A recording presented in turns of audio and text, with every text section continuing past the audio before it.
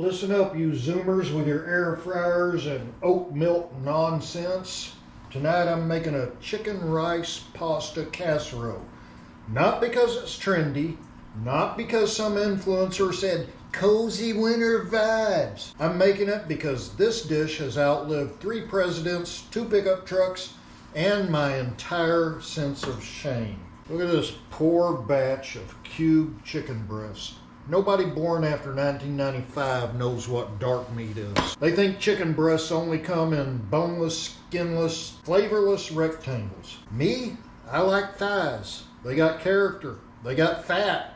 They remind me of meat, but I can certainly be a breast man too. You may notice there's some green bits in there. That's because my wife figured out I was doing a little cooking show, and she decided to help me out by sneaking in here in the kitchen and doing a culinary insurrection, preparing some of my ingredients. But she mixed the chicken and the broccoli together, so I had to separate it again. I had to sit down in an unscheduled marriage therapy session and explain half cooking the meal off camera doesn't leave me enough time for my dad jokes. Broccoli.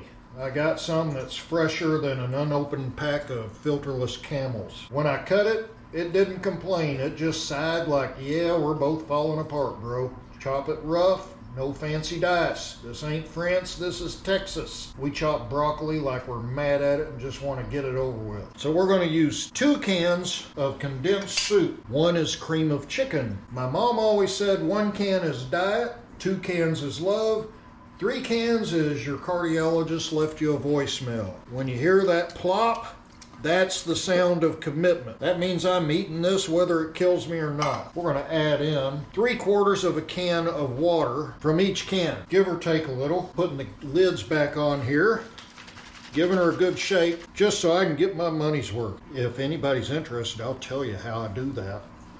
Kids today open apps, I open cans that have been in the pantry since the moon landing. Same difference. Now the rice and pasta. 2 envelopes of Knorr chicken and broccoli flavored rice and pasta blend. 1, 2. We're going to take this big old batch of watery goo and turn it into a batch of just goo. The only thing left to do is a nice big old handful of sharp cheddar cheese. Not so sharp it'll cut you, but you can expect some hurtful remarks. You don't want it to be too awful thick. You just want it to be enough to create a little thin layer of cheesy goodness. Aluminum foil. And for those of you who have followed along and prepared this step by step, exactly as I'm making it for the first time, you should have preheated your oven to 350 degrees. That oven timer is singing. Now look at this.